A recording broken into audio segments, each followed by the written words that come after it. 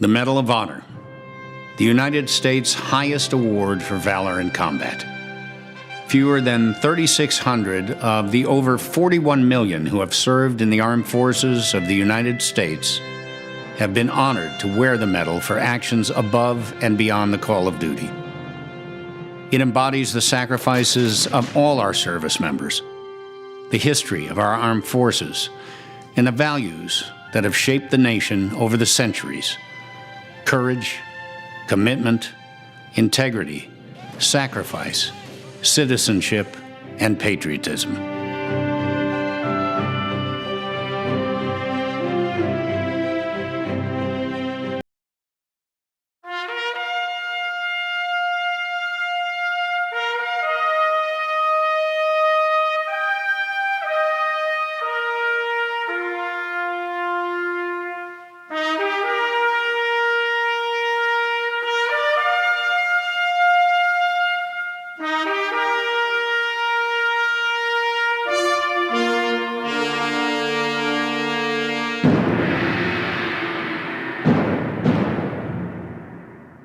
When I looked up, there was a quick reaction force coming with the village with about 50 guys.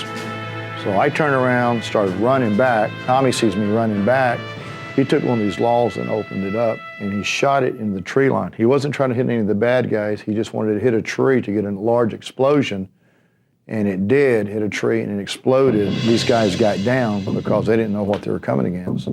Well, I'm on the point, and these guys were coming in, and they were leapfrogging. One group would come this way, and they were in 3 different groups. One was trying to flank us, and what I'd do, these guys would stick their head up, so when they tried to come in a vast thing, I was knocking them down pretty fast.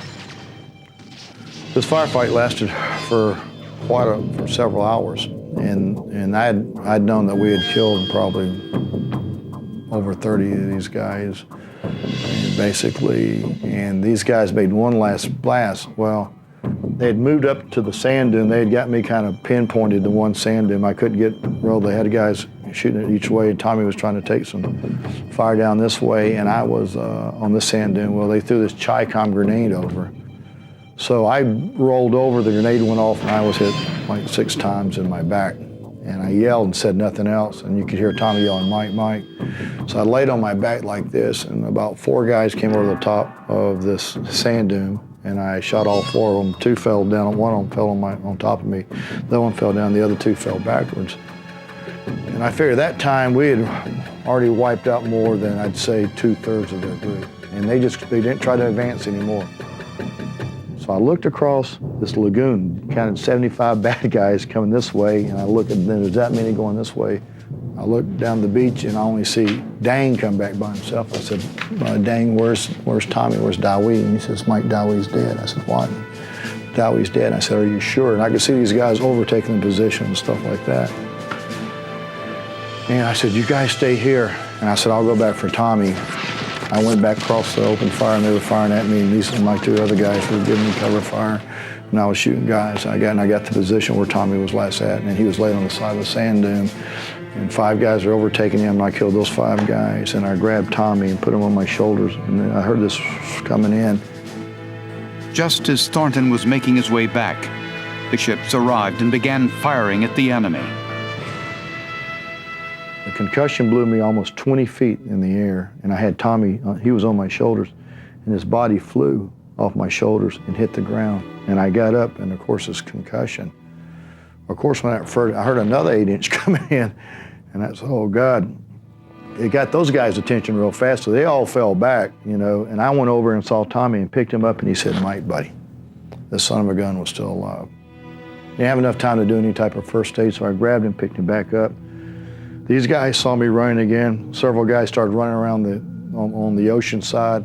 They were just hauling. I turned around, I fired at them. I looked back and my two boys were still there, Dang and Quan. Quan and Dang had used all their ammunition. They started swimming. I said, swim, swim. They started swimming, and I was using the last of my ammunition. And I got to the surf zone, and I grabbed Tommy, and I put Tommy in front of me like this.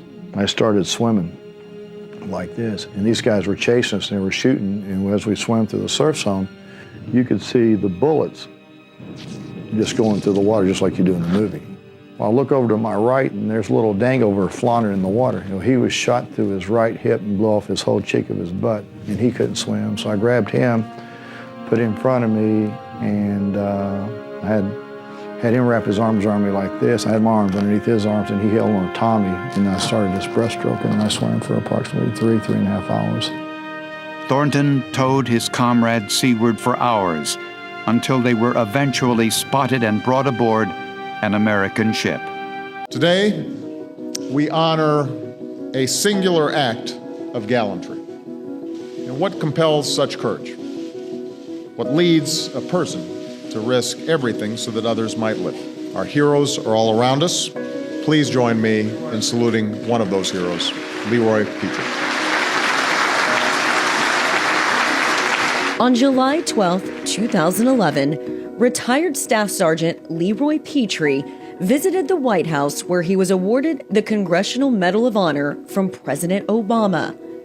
At the time, he was just the second living soldier from the Iraq and Afghanistan wars to be presented with the highest and most prestigious award for valor. While in Afghanistan, his team received an alert that there was a high-value target in their area. As part of a special operations team, he was on alert, hoping to get a chance to capture his enemy. Majority of the stuff from that day was still, it's vivid in my mind. All I have to do is turn on the switch and go back there. As I looked back to check on my guys again, I noticed behind them there was a pineapple grenade, and immediately recognizing it as a threat. It wasn't there before, and we haven't used pineapple grenades in a very long time. Just instantly reached over, grabbed it with my hand. As I threw it away, as I opened my hand, it exploded right as I released it. And when I came back, sat back up, the hand was completely cut off. I mean, it was gone at the wrist. I mean, that's basically what it looked like. It was radius and the ulna were poking up a little bit. There was a meat skirt, so to speak, hanging around. That incident would be the end of his fighting days.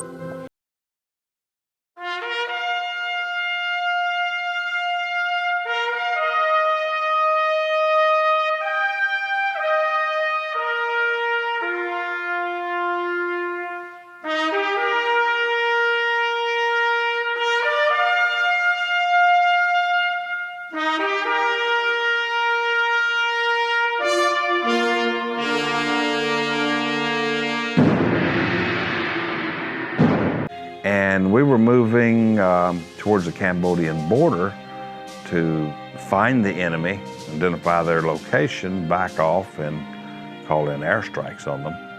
And we moved up on top of this one hill to spend the night, and we were surrounded.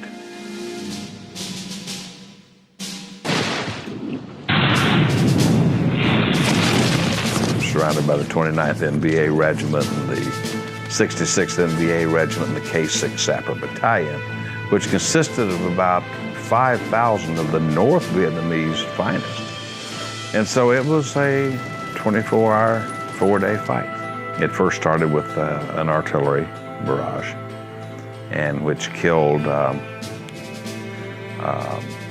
one of the lieutenants, filled the other's liver full of shrapnel, and busted the eardrums of the third sergeant. So I was the only American left after I evacuated those three.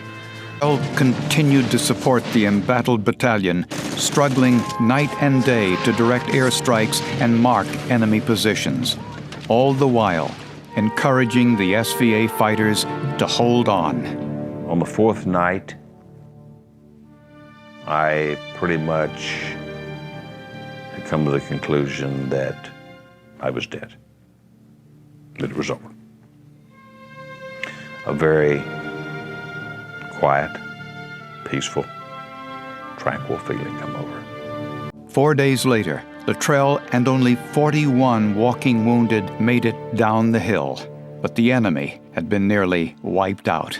He finally said, well, I want you to know that we just got word from the White House that President Nixon wants you to join him in the White House on the 15th of October so you can be presented the Medal of Honor.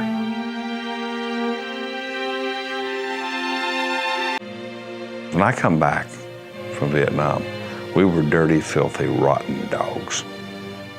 That's the way society viewed us. I refused to talk about Vietnam. And I think my boys seen my reaction when people would ask me about Vietnam. And I think they thought it was probably a safe bet not to ever. But one of these days, I would like for my sons to come up and say, Dad, tell me what you've done in Vietnam.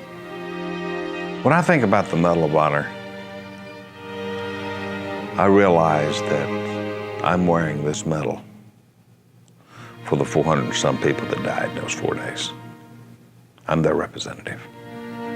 They won this medal. I was selected to wear it for them.